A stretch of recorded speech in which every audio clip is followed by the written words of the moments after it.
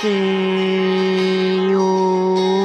Ele vem buscar o povo que é fiel a Ele, e aqueles que não for fiel a nosso Senhor Jesus,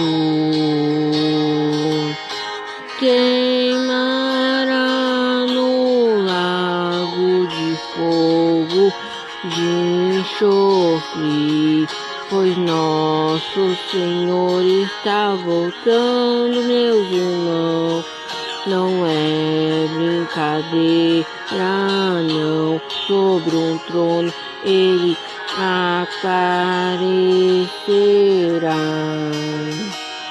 Os anjos ao redor vão tocar a trombeta. O anjo vai voar, derramando o azeite que é o Cordeiro de Cristo. Se você crê que nosso Salvador